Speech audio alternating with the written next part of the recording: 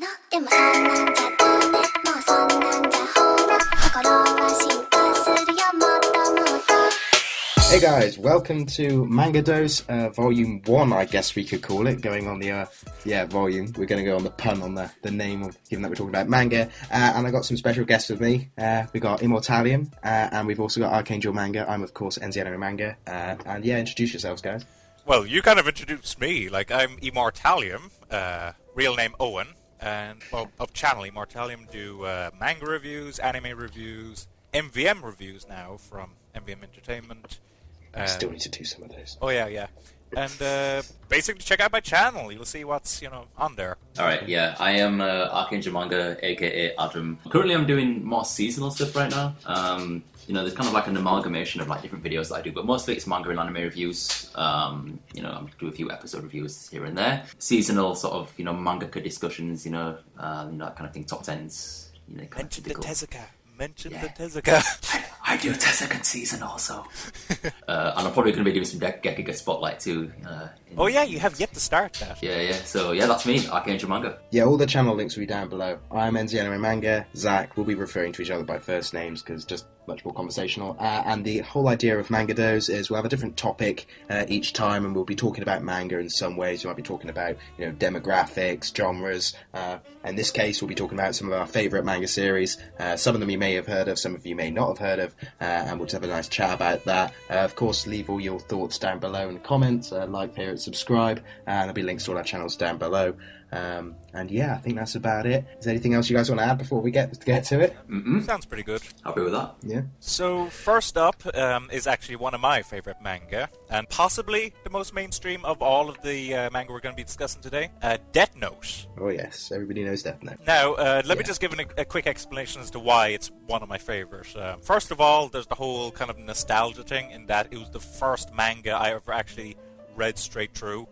I bought the, Viz Media complete box set, and I just read it straight through, and it was just pure addiction, really. Like, I absolutely loved the story. Actually, interestingly, just before I start talking about the story, of course, I actually went back to it recently enough just to check if it's as good as I remember. I didn't actually reread the whole thing. It was part of my 24-hour manga marathon, and it's just as good as I remember, so definitely not... I've reread it a few times. Not, what's the term? Rose-tinted colouring or whatever.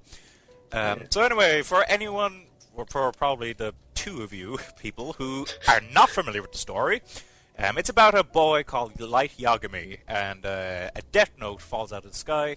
He picks it up, he's skeptical. Apparently, if he writes, a name of a person into it, they'll actually die of a heart attack. He can also be more specific about it, like what time, what method, etc., etc. And he starts kind of almost getting addicted to it. Basically, it's... God complex. Yes, the famous God complex of him. Kind of addicted would be an understatement. Yeah. But then it goes into a whole, I've heard this term kind of applied to it, like a cat and mouse chase where you don't know who's the cat and who's the mouse. Yeah. With L, the detective being brought in and all that. And what I really love about it is, for one, it's kind of... Like, in a lot of other series, you know who you're going to root for. Even if you're kind of sympathetic to other villains, you know who you're going to root for. In Death Note, for at least the first half, for me, I wasn't exactly sure who I wanted to win.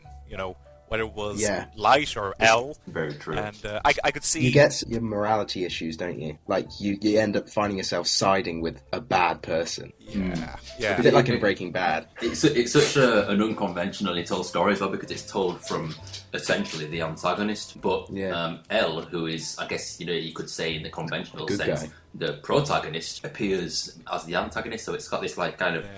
multifaceted reverse. Sort of reverse, and I think that's what grips people a lot when it's their first anime mangas. Like, for me, it was my first anime, and it just hooked me. I watched it all in 2 days, all 37 episodes. Same with the manga. I got the box set just like you, Adam. Not Adam, Owen. Fuck, no cock it up already. I think you've got the individual. No, I've got the black editions. Volume 1 black editions. Oh, right. I missed out on the box set. I really wish I got those black editions. Anyway, go on. Yeah. Regardless, it's one of those ones that hooks you because it's just like you know, you hear about it, or you have memories of maybe watching Dragon Ball Z as a kid, or Yu-Gi-Oh, or whatever, Pokemon, and you think, oh yeah, anime is just sort of Japanese cartoons, you know. But then when you watch it, like, if it's your first anime, you're like, holy crap, this is some intense storytelling. Oh. And you really get conflicted in yourself because of the morality issues. Like, this guy's killing people, but I'm on his side. I want him to win. Yeah, well, I wasn't exactly sure who I wanted to win for, like, half of it. I was kind of just looking at each one, I was kind of going, okay, that's a good point from L side, but that's also a very good point from Light side. So, Yeah. yeah, I really love that. Makes you think. Like, also, like, one thing I have to point out about is the artwork is just fantastic. And It's so solid. Yeah, that's one thing I wanted to mention as well, because considering it's a shonen, it's one of them rare shonen that kind of has, like, you know, a very seinen, like, adult, you know, mature-looking art style, like, where there's a lot of shonens kind of go for, like, the hyper-deformed sort of, you know, human characteristics and, you know, human proportions that Death Note retains that sort of element of realism, not only in the characters but in the background as well, so you can really picture yourself, like, in that sort of world that they're living in, because it's set in, like, a real-life setting. Well, and the storytelling as well is so well done. yeah, it's very tight. Now, Very. the one thing I will point out, like, some people in the comments already are probably asking, you know, what about the second half? What do you guys think of the second half? And my response is that I still liked it a lot, but Yeah. it does kind of falter a bit in comparison It feels to the different. first half. Yeah. Without going into any spoilers. Yeah, no spoilers. I haven't mentioned, you know, that. Yeah. That's the thing, like, I thought that certain characters who appeared in the second half weren't as charismatic as those who appeared in the first half. Yeah. Yeah. Oh, I agree. They didn't really carry the story as well as they did in the first half, I thought. Given all that, it's still a very readable and very enjoyable second half, I find. Yeah, and at 12 volumes, it's a great, you know, short manga to get into. If you haven't picked up any manga yet, that is a good one to start with. Oh, definitely. You're going to get a lot of bang for your buck. Very Oh, true. definitely, yeah. You can get it pretty cheap these days now. Like, if Yeah, you have a the box variety, set, like, yeah. you can get the box set, or you can get the Get the black, black editions, editions, or, you know, the singles all kinds of or- stuff, yeah. The singles. I'm surprised they haven't released Death Note in, like, deluxe hardcovers, you know, because, you know, given that it's so popular, it'll probably, you know, sell pretty well. Oh, I would say so. Yeah, I think it's the biggest selling mangas by Viz in terms of sales. Yeah, that's what I'm saying. So. Biggest selling per volume, I heard. Like, Yeah, per volume. Yeah. overall, it's Obviously, still in narrow. total. But, Yeah. yeah, per It's the volume, it's the simple. best seller. So, shall we move on to your first choice of favourites then, Adam? Yeah, what I want to talk about is 20th Century Boys Oh, by that's Naoki Urasawa, a real powerhouse amongst Let's see. the greatest manga of all time. 20th Century Boys is one of them stories from a mangaka who really knows what he's doing with his story from start to finish. You never sort of read the series and get to a point where you feel it's getting slower, or you feel that, you know, the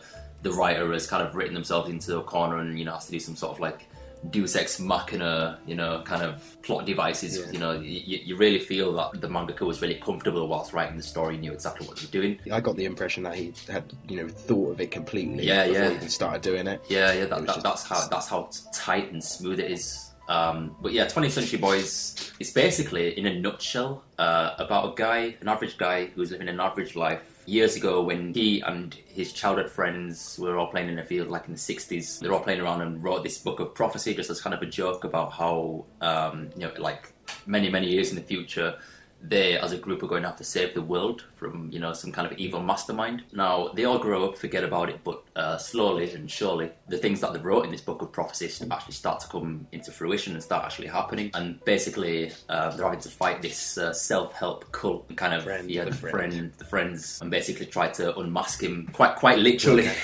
Work out who he is, because, you know... And you will not be able to think ahead of the plot. It's one of those ones yeah. that you will not be like, oh my god, the main character's so stupid, how could you not spot it? It's Yeah. obvious. You'll be right in Kenji's shoes and Very- Kana. yeah. Well, because the main character does switch around, because it covers like 3 timelines. It covers half a century. I think it's about 4 timelines, because it starts in the 60s and then ends like close to 2020 near nearly. future. Yeah, in the near Yeah. future. So it's a very expansive story. You know, the development of the characters is unlike anything you might ever see in any other manga, due to the fact that it's, you know, it covers such a long expansive time. It still is one of my favourite mangas of all time. Likewise, it is phenomenal, to say the least. One thing I really liked about it is the fact that the art style is almost simple, like the character forms and, you know, things like that are quite simple, but it still manages to retain that element of, like, realism.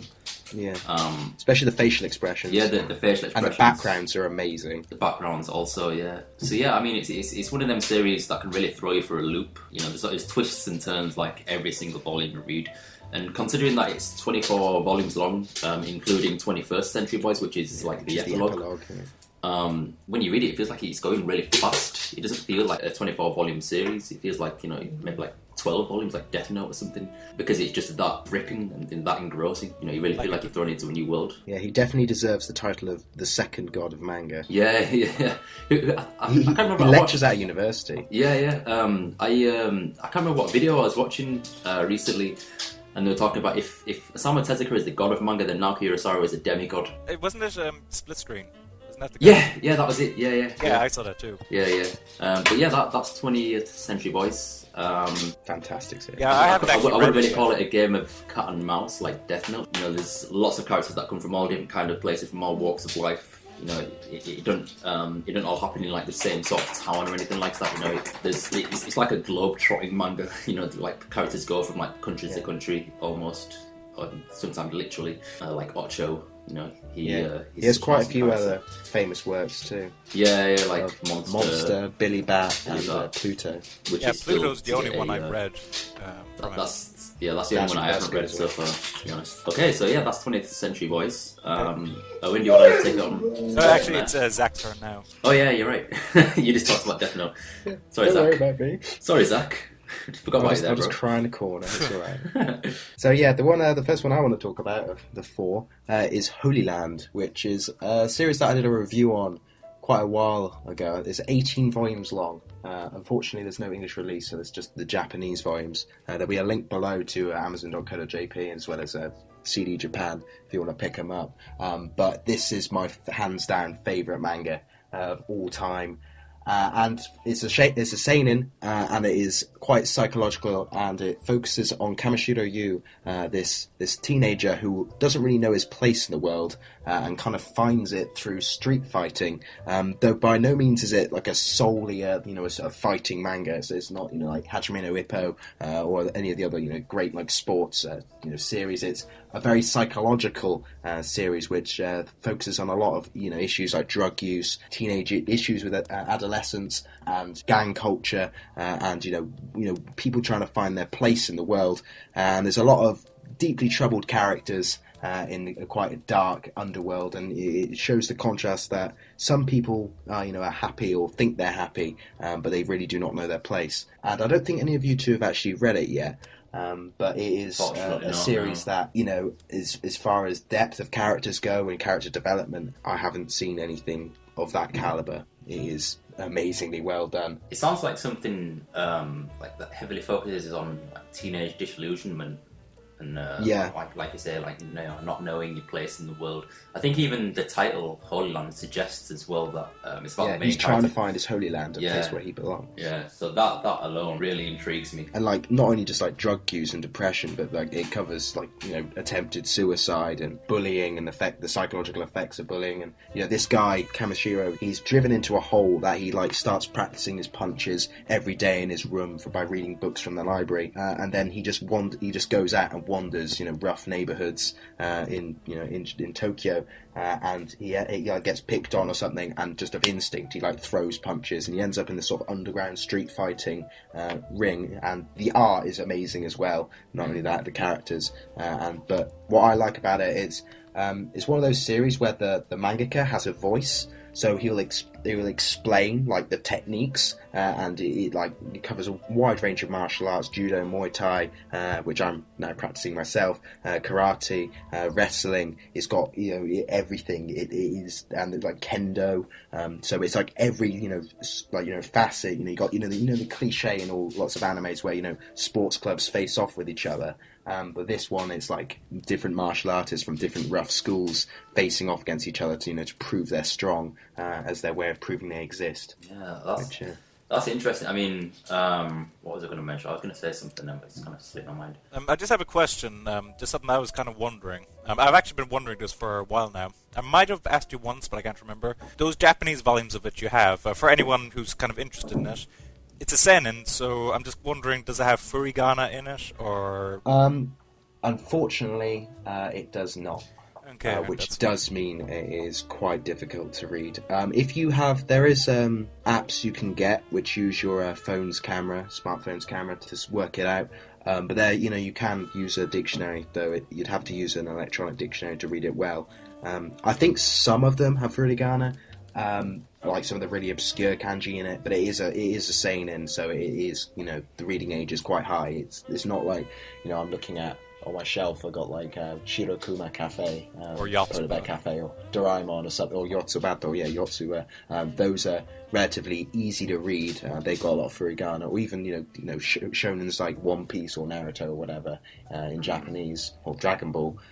Those are quite easy to read because even if there's a kanji you don't know, it's got a reading which allows you to look it up. But with Holyland, you'd have to be quite a proficient Japanese reader to really appreciate it if you're going to read it in Japanese. Good news with that, though, I'd say, is that once you're able to read it fluidly, it means that you've become quite proficient in the Japanese language. So it's almost like a benchmark. Yeah, I imagine it would be very satisfying to be able to read it. So that's a good one to pick up for anybody who's interested in or is currently learning Japanese. Yeah, that'd be a good goal to set for yourself. Yeah, probably more the can't wait for advanced the day people, when I can read I'd it. say. Yeah. But as I was saying, with the mangaka's voice, when he's explaining techniques, really gets you engrossed in the various aspects, because obviously he ends up facing off against different people, because obviously he gets known as the thug hunter, because of he just like his punch is ridiculous, because he's practiced the fluid, the formation, the way he rotates his hips to put power behind it, and people just start picking fights with him all the time. And the various different people, like the judo, we get a full couple of pages of the explanation of the various techniques. So if you're at all interested in martial arts, or a psychological series with great art and great characters, it's a definite must read. Yeah, that's a really unusual way of exposition as well. Like the actual mangaka themselves having a voice within the story. Yeah. What about Tezuka? Tezuka does that sometimes. Yeah, but he doesn't do it so extensively.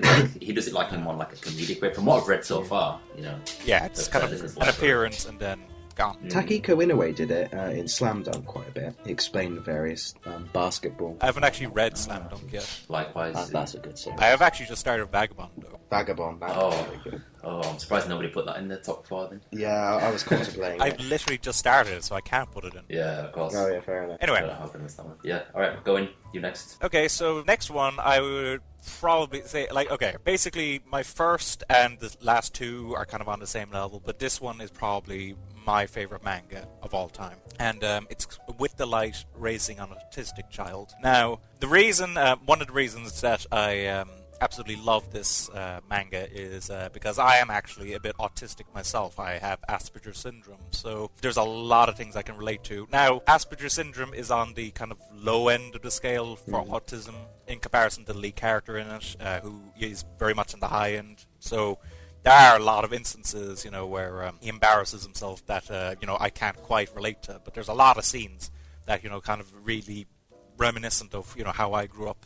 Not only that, but just really strong storytelling and art and everything. I best explain. It sounds quite moving. What this story is, first of all. So, literally, it opens up with an actual birth of a baby. A family, the Ozuma family, are having their first child, a young son. Well, young son as in he's literally minutes old, actually. And they decide to call him Hikaru because, the sun is coming up, and that means, he's the light of their life, basically.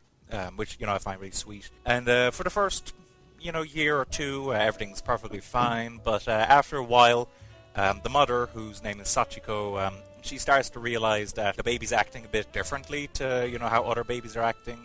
Other babies are very close to their moms, but this baby, Hikaru, is kind of not really acknowledging her too much, and, he actually, kind of, as he grows up, he starts embarrassing her and the father, to the point where the father and his mother, her mother-in-law, start giving out to her repeatedly. You're a bad mother. Can't you raise a child right, etc., etc. And that's kind of how it begins. And it actually, the first chapter is actually quite depressing. Actually, I will say, because of that, because it's not Sachiko's fault.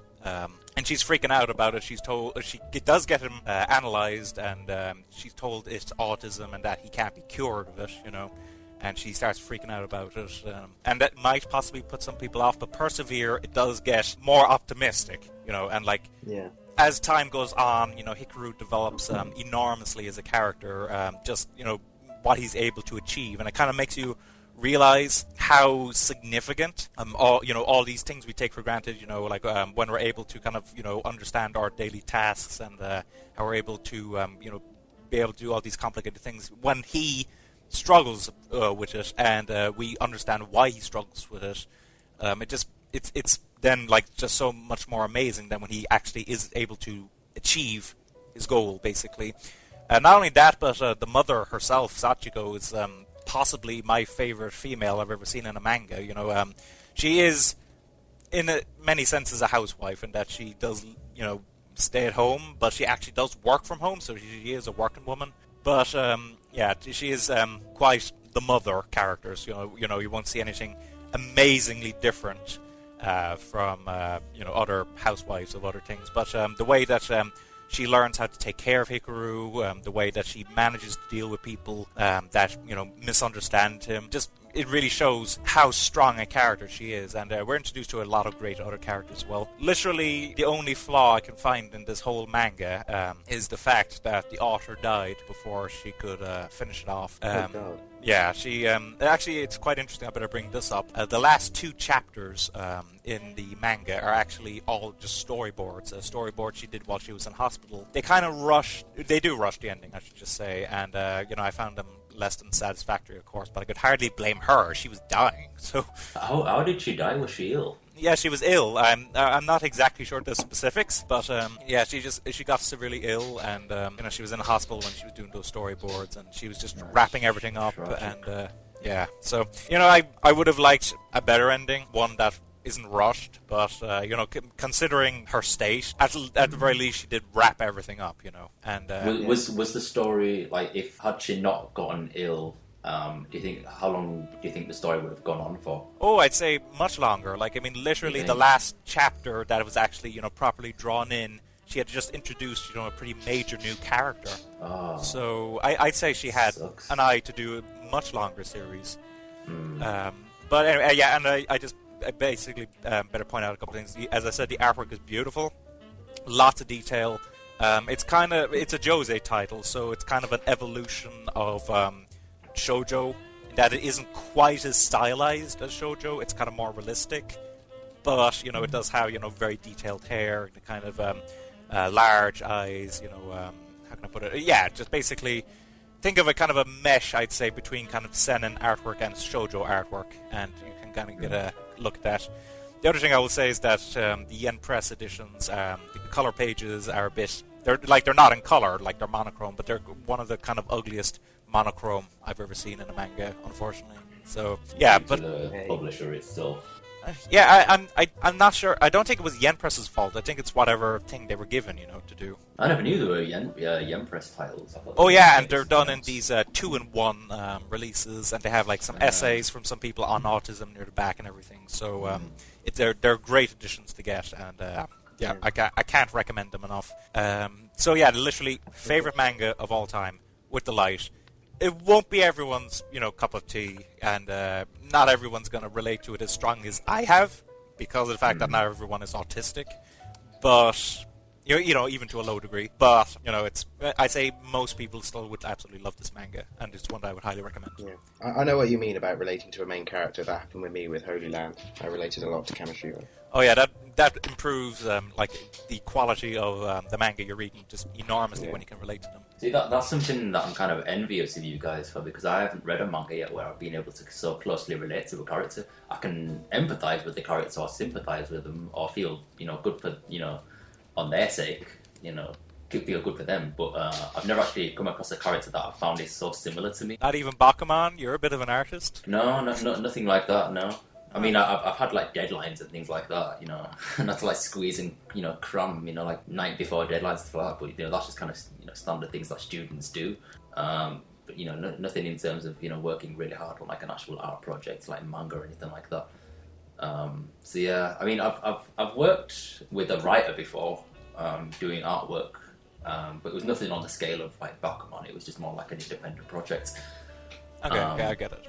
So yeah, personality-wise, I don't see any similarities between me and Moritaka or the other guy Takagi or anything like that. So yeah, I would like to read a manga where I'd actually empathize with the character. So yeah, I guess on that note, I guess we should talk about my next favorite series. If you're finished with talking about With the Light, Owen. Yeah, I'm done.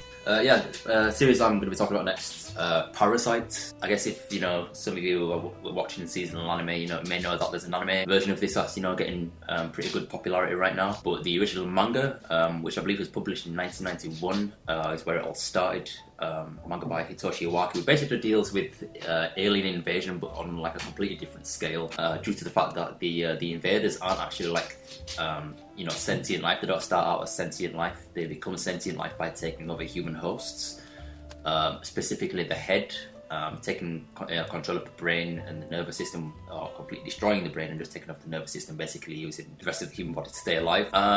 But with that premise, you can kind of go in like multiple directions with that. But the author didn't choose to go in the direction where it could have just been like all-out war and become like battle of survival against the humans against these parasites. It became more of like a it asks like multiple questions, on like humanity and things like that, because the human race, being dispassionate as they are, kind of going around destroying things places to places, then they've now got some other like sentient being to kind of compare themselves to. So that's like kind of the magic of Parasyte, because not only are humans unjustified in what they do, in terms of like war and things like that, and massacre and things like that, but they also see the parasites being unjust, and the parasites also see the humans as being closely related to demons. That's one thing I noticed as well. Yeah, it was brought up in the anime as well, where Migi, the main parasite, he's talking to his host human because he unsuccessfully takes over the main character Shinichi's arm instead of taking over his head. So got like a sort of a parasite human hybrid, so to speak, where there's two consciousnesses that exist within the same entity, that being Shinichi, the main character, and Migi, his right arm. And they basically discuss between them at length, quite a lot of the time, what it means to have humanity, compassion, and what somebody can become without that.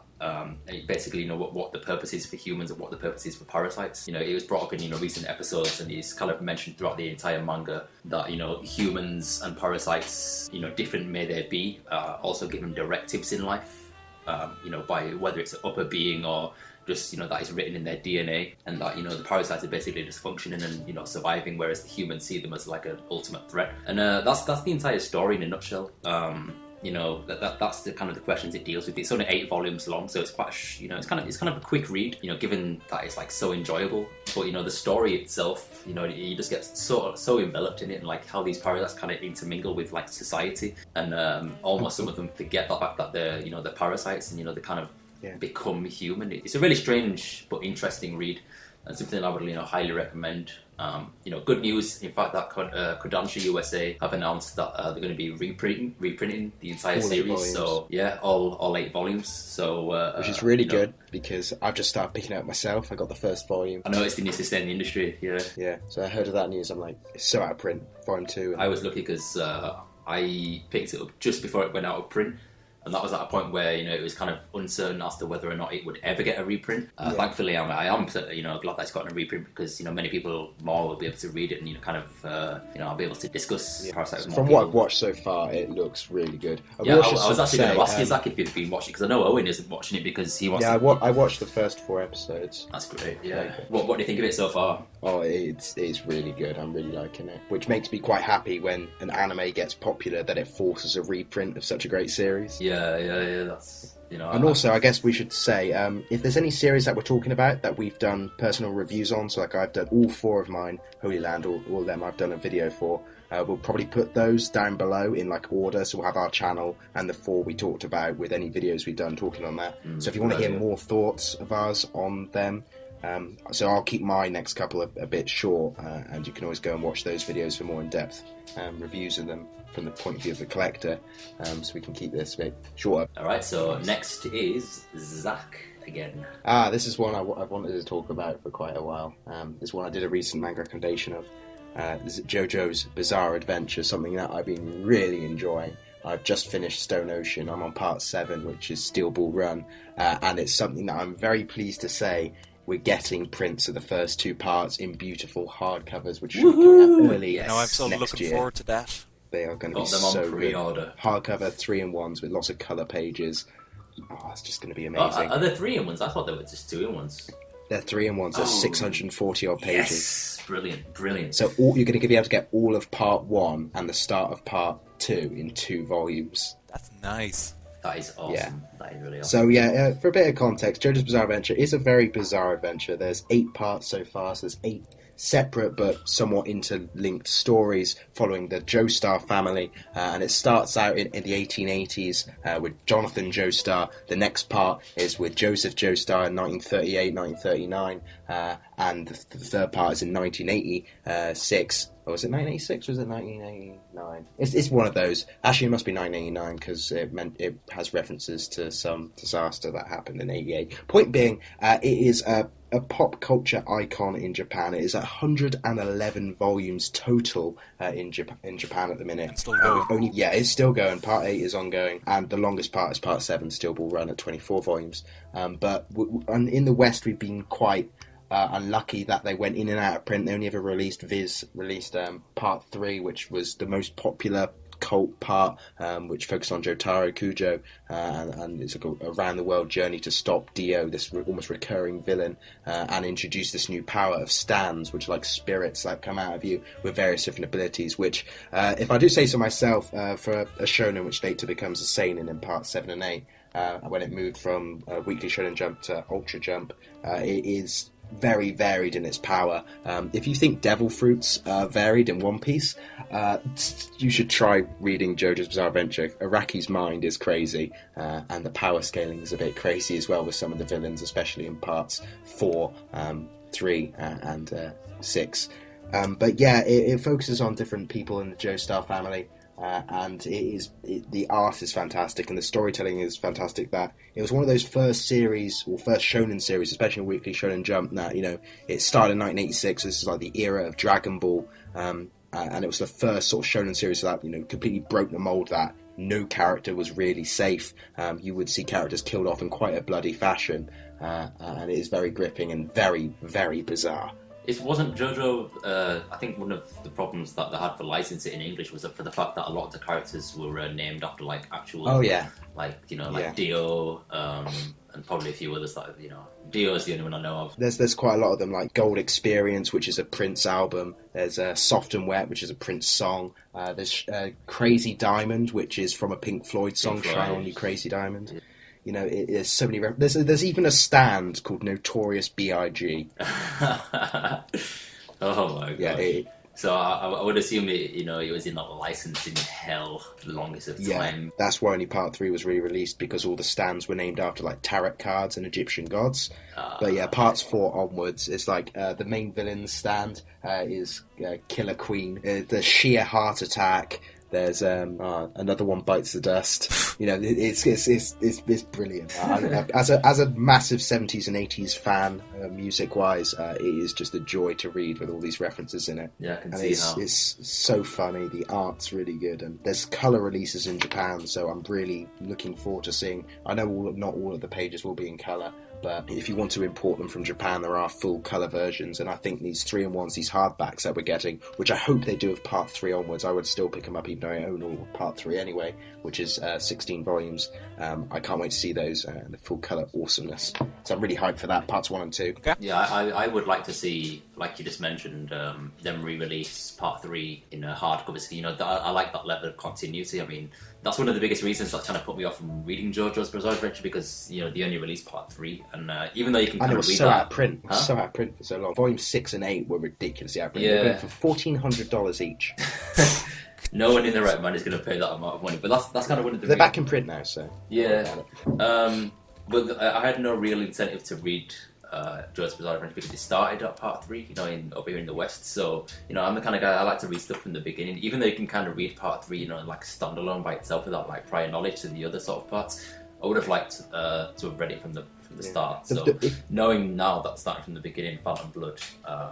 I'm If anybody, definitely hyped. if anybody doesn't want to wait for, I don't know why they wouldn't, but if anybody does want to wait for parts 1 and 2 to get into it, parts 1, all of Phantom Blood Part 1, all of Battle Tendency Part 2, and the first half of Part 3, which is the current 2014 anime, are all on Crunchyroll, so you can watch those there. There might be a link down below to that, and that is just those animes are fantastic. So JoJo's Bizarre Adventure 2012 and the 2014 Stardust Crusaders one are highly recommended.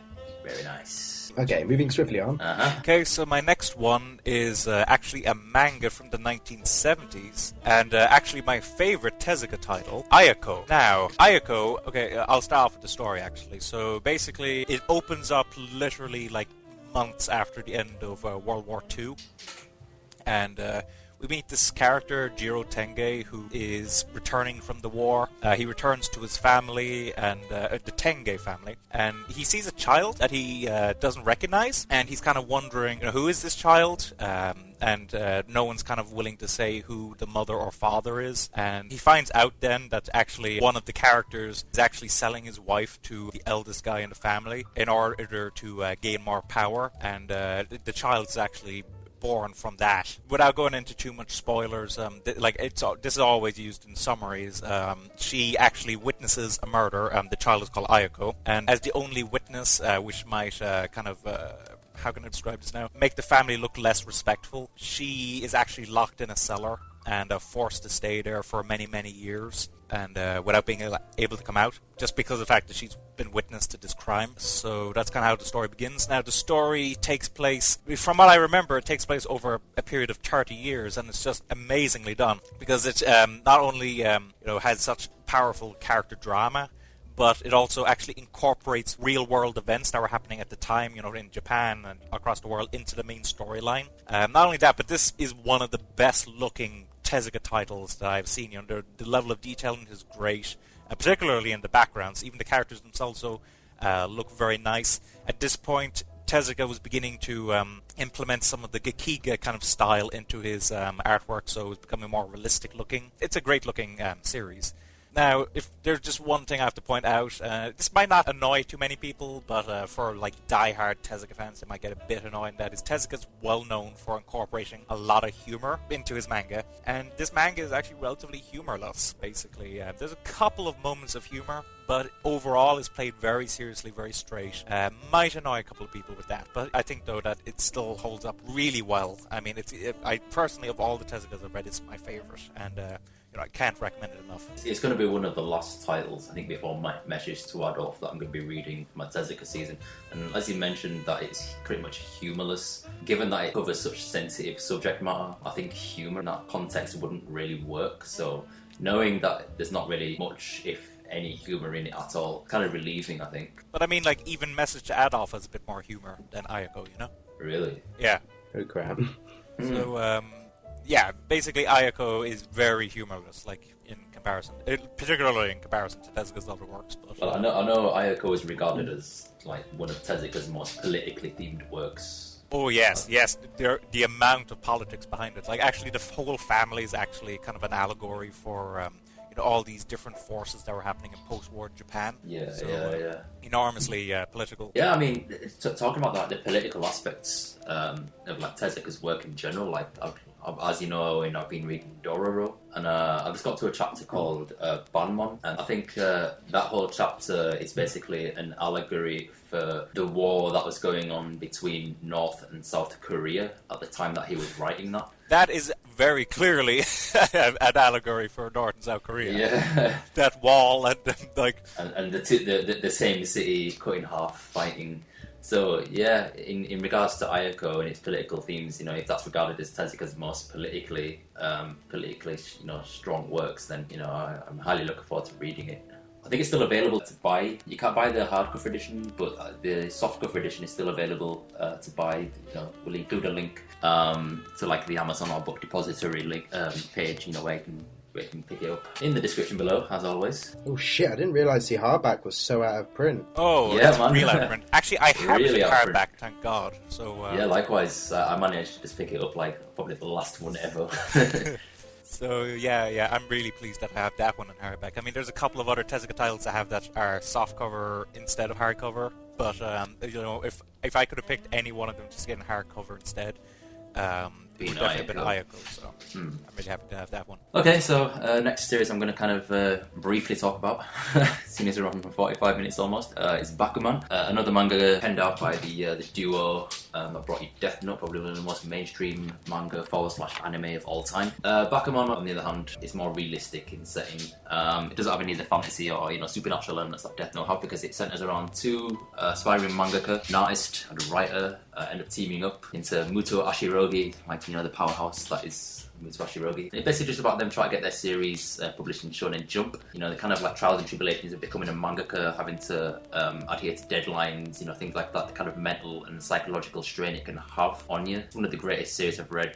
A lot of people regard it as kind of like the how-to of being a mangaka, because there's so much exposition into what it means to be a mangaka, like kind of when it comes to like ratings in Shonen Jump, and how you need to get your series more popular, given that you're releasing it on a weekly basis, chapter by chapter. It's not just about, telling a story, it's also about kind of playing almost a game of chess, because you try to get your chapter to like the top of the ranks. So you kind of have to like try and anticipate like what your kind of readers will want from your manga without, having to pander to the audience. So it's told really, really, intelligently. I assume both of you guys have read it already. Yeah, I've read the whole thing. Yeah. Just to point out a common criticism of it is a lot of people don't like the romance. They find it unrealistic and not the best handled. Yeah, I didn't think it was very realistic, but for what it was, I did enjoy it. But the romance I did prefer was the one between Takagi and... Because theirs was more realistic. Theirs developed a lot faster. I think like halfway through the series, that they're already living together and things like that, so... Spoiler alert! Spoiler alert! Yeah, you can cut that out. I think theirs was like a lot more realistic and grounded, whereas much more realistic. Moritaka and primary love interest was more like very fantasy based. Kind of talking about how they're like permanently in sync with each other, despite the fact that they live so far away and kind of live in separate lives. So yeah, I for the most part enjoyed the romance part of it, but I can see where people can get the criticism from it. But that's just coming from me, who isn't too familiar with romance stories or anything like that. So. Yeah. For a noob who isn't into like romance, well, not necessarily not into, but just hasn't experienced or been exposed to much romance, I enjoyed it for what it was. I want to add anything to it, Zach? No, I enjoyed the ride while reading it. Someone who really appreciates manga and loves reading it, it was nice to get an insight on how it's actually created. But yeah, I don't think I was too hot on the end, but it was quite nice. Yeah, it was like kind of like one of those look through the keyhole sort of manga. You get to like kind of, and I think there's a lot of characters in it in terms of like the staff who work at Shueisha and Shonen Jump who actually do exist. Yeah, in a real lot life. of them are based on. I think Hattori is based on one of Eiichiro Oda's first editors. Yeah. Actually, pretty much a lot of those mangaka are actually based on real mangaka. Yeah. I guess like Kazuya Nakai, aka Togashi. Togashi, fucking. Yeah. That's Bakuman. Over to you, Zach. Okay, I'm going to talk about one that we've all read. I haven't Berserk? actually read it. I've seen the anime. Okay, yeah, you might have a better view on the anime if you read the manga. I am enjoying the anime actually, but yeah, Berserk, one of the most dark, messed up seinens I've ever read. Violence, sexually, lots of demons, amazing art, though it does take a while to get good. It really comes into its own after about the fourth or fifth volume. Yeah, like Kentaro Miura. But yeah, one of those massively influential mangas of the 90s. It was 1990 that it started being released. There was a one-shot in 1988, I think. But yeah, Kentaro Miura, one of the most influential mangaka. And yeah, Berserk focuses on guts. And I really can't go into too much detail without going into spoilers. It was one of those videos that when I did it for my manga recommendations, it was one that I should have think about pretty heavily before doing it, and I was quite lucky that I didn't say any spoilers because I think I only did it in 1 or 2 takes. But yeah, there'll be a link down there below for that. What do you make of it? Because how far are you into it, Adam? I am currently on volume 20, so I'm way past the golden age. I'm in the conviction arc right now. The first 13 volumes are very good. There's a bit of I didn't quite like the little bit after that, but around volume 20 there's some really good stuff as well. Yeah, I mean... Puck, wasn't it? Isn't that your big issue Yeah. right now, Adam? Yeah, I really don't like the character Puck because it brings comedic relief to a series that Really on the probably surface shouldn't and have on it. the inside it shouldn't have it, like you say, you know. It's such a serious, violent, gory series. And it's a big tragedy as well in terms of what happens to deaths and those around people around it. It's like a Shakespearean tragedy, and you know. Yeah, some that's a good parts. analogy.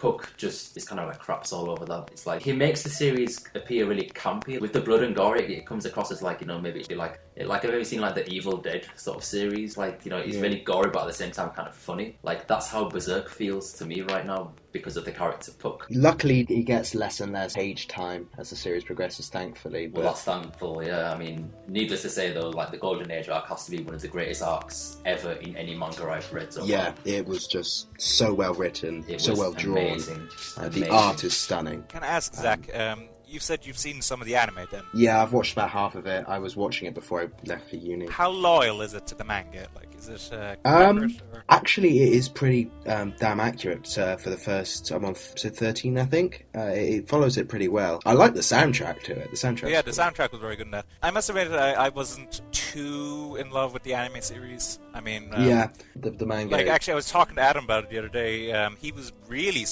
you were very surprised, Adam, when I mentioned that I didn't like Casca. Yeah. Casca's such a great character in the manga. She gets absolutely brilliant development. I know, like in the Yeah. anime, it just felt to me as if she had a lot of potential, but she just ends up becoming the damsel in distress. You know? Yeah, in the manga, I think it is much better written. Like Because you she's see actually a really strong character in the her manga. development, which makes it really tragic without spoilers. But yeah, that's one thing that I found that I didn't quite like. It's taking so long after what happens in the eclipse. Oh, to- yeah. Don't But go yeah, into details under the Yeah, clips. I'm not gonna. Oh. But yeah, it is. The art is really good. In my opinion, second only to Vagabond, but that's because Takiko Inoue is just such an amazing artist. And also, I must say, Berserk is a series that has been plagued with quite a few hiatuses, just like Togashi with Hunter x Hunter. But for a series that's been running since 1990, it only has 37 volumes. It was in a monthly magazine, but still. I think it started a few months maybe before or after when I was even born. you Yeah. know.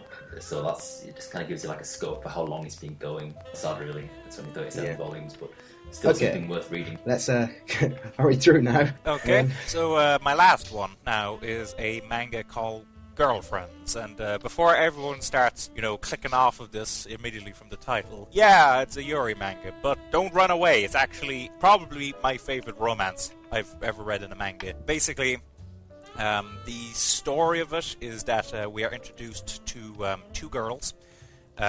Mari is the first one, and I'm just trying to recall the second one's name. It's been a while since I read it. Anyway, point is they become friends, and how can I describe it now? For the first maybe volume worth, when I say volume, I mean it's two omnibuses in English. I'm talking about maybe the first Japanese volume. They're simply friends, and as time goes on, they start to realize that there are emotions behind their actions, and they start to realize that they're actually kind of starting to fall for each other. But unlike, I would say, a lot of other kind of same-sex romance manga, they don't greet that with happiness or joy or anything. They're actually kind of scared and terrified of the fact that they're actually falling in love with the same sex. If I had to compare it to a movie, ironically, I would actually compare it to Brokeback Mountain, in that it also had that same kind of... They were falling in love, but they were actually really scared of the fact they were falling in love. So it's like kind of like taboo. Yeah, the taboo thing. And creates a lot of tension, a lot of awkwardness, and a lot of drama, as you can imagine. Yeah, like self-conflict, perhaps. Yeah, definitely. Now, the artwork itself is very nice, very detailed. It's not amazing, the artwork, but really you're going into it for more like the actual emotional relationship between the characters, and you kind of struggle to find how to express themselves. Who releases it? Which is the distributor for it? Seven Seas Entertainment. Actually, they've released a lot of titles now from Milk Morinaga, which is the mangaka for that. That's interesting. I haven't got any manga published by Seven Seas. You need to I was- rectify that. Maybe I know, this I was series. thinking of that or Toradora. I was thinking Maybe I don't know if that's Toradora. what it I mean, the anime's come out now, so maybe you... is. Yeah, I'll probably go with Girlfriends, to be fair. Now, the other thing I want to point out quickly about it is that the ending feels slightly rushed, as in, basically, there's, like, they kind of skip over a year, and it just kind of gets to the end of high school, and I was kind of disappointed at that. I thought How many volumes is it? it's 5 in the original Japanese release, but it's 2 from the Seven Seas release. Oh wow, so it's pretty short. Yeah, you can get it in just 2 books, really. Wow. I do think that it could have been longer. I think they could have actually developed it a bit better, like that last year of high school. They could have actually developed it. And maybe even just gone a bit beyond high school, because it's always a bit annoying with romance series. They always end right at the end of high school, with the exception of Clannad. And look at how good a bit after high school in Clannad is. I'm not sure if either of you have seen that, but No, I haven't seen it. the bit after they graduate is the best part of the whole series, and I wish more romance series would actually do that in manga and anime. So anyway, hurrying on now, Adam. Yes, probably one of the biggest rising manga of my favourites, Mobile Suit Gundam: The Origin.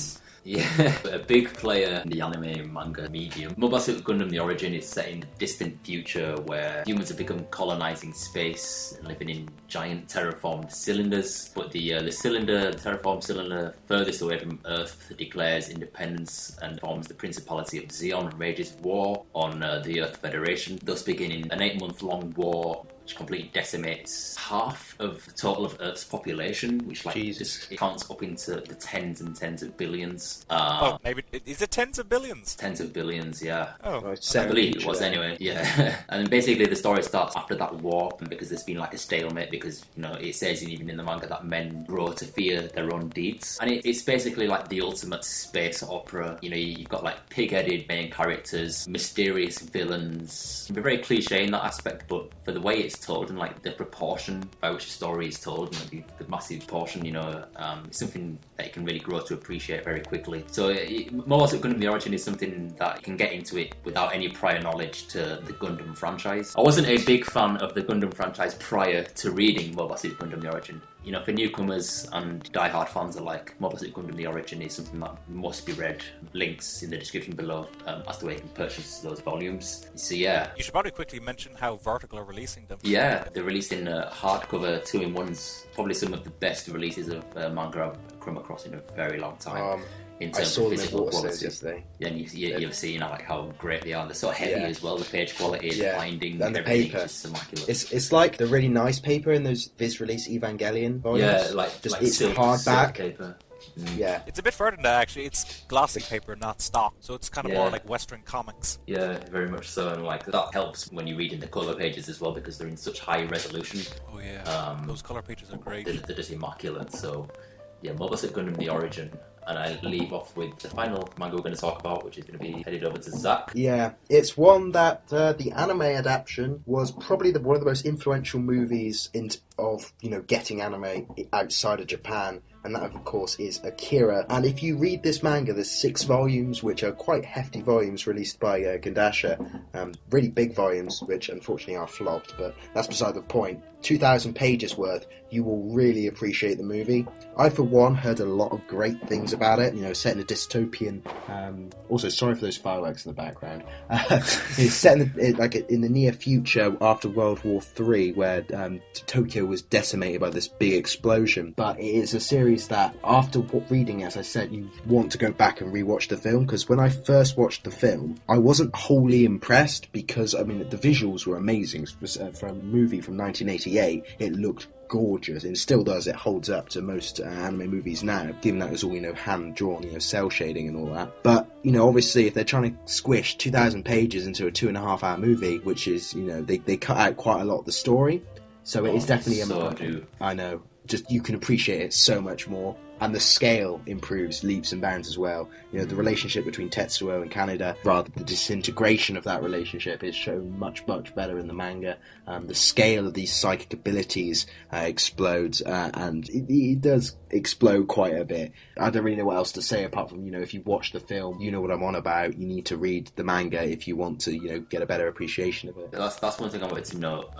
is that in the film, the conflict is very much internalized, whereas in the manga, you have outside forces. The other than American. Japan, America, the Russians are wanting to, take over and things like that. So it becomes very much an international struggle. There's a lot more in some world building. parts. Yeah, you're right. There's a lot more world building, and there's more groups. Yeah, and you appreciate them more. Like they all get much more development. Like the girl Canada is always with, like in Kay. In the film, she was just sort of this person, but in the manga, she gets a ridiculous amount of development that you actually really care for her, and that she becomes quite key towards the end. Yeah, that's interesting to hear because literally I've only seen the film. Like I haven't actually read the manga yet. Yeah. Oh wow. I've been meaning to, but the manga's always been slightly on the pricey side. That's kind of been putting me off a bit.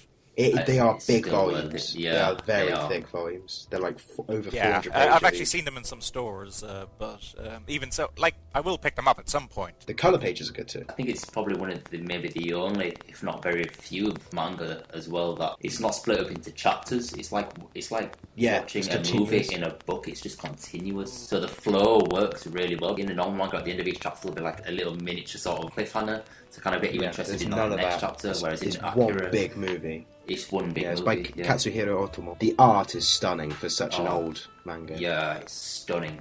Absolutely stunning. I don't know if it was ever actually in a magazine or if he actually wrote it and then it was put in a magazine. Because as you say, there are no chapters. It's just a continuous story, and that really helps with the immersion. One thing I've always regretted with it is when I got it, the volume 6 was delayed for some reason, so I read volumes 1 to 5 back to back, and just that was a long wait. The wait, oh man. Yeah, I actually need to reread that series. It's been like about 4 or 5 years since I've read it now.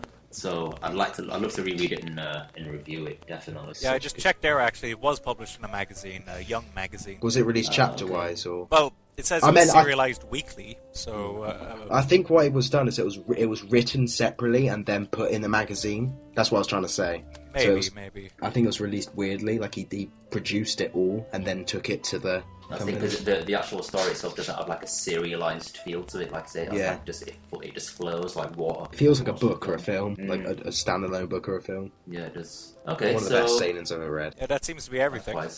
This episode has ran a bit longer than we expected, but considering it's a pilot episode, I guess that's to be expected. Very much so. We'll look forward to seeing you guys next time. Leave your thoughts down below. If you've read any of these series or are interested in any of these series, check the description for all of our channels and all of our videos on the various series that we talked about if you want more detail on them. If you want us to talk about any topics for the next couple of MangaDose series, I think we're probably going to talk about a basic overview of demographics, genres, that sort of thing next, or something along those lines. But if you want us to talk about, I don't know, one specific demographic or one specific, set of series or a mangaka, we could have a look at that and see what we want to do with that, and just leave your thoughts down below. Drop us some suggestion, guys. We like feedback. But also definitely feedback on how this whole episode was, and also definitely tell us what you thought of each manga.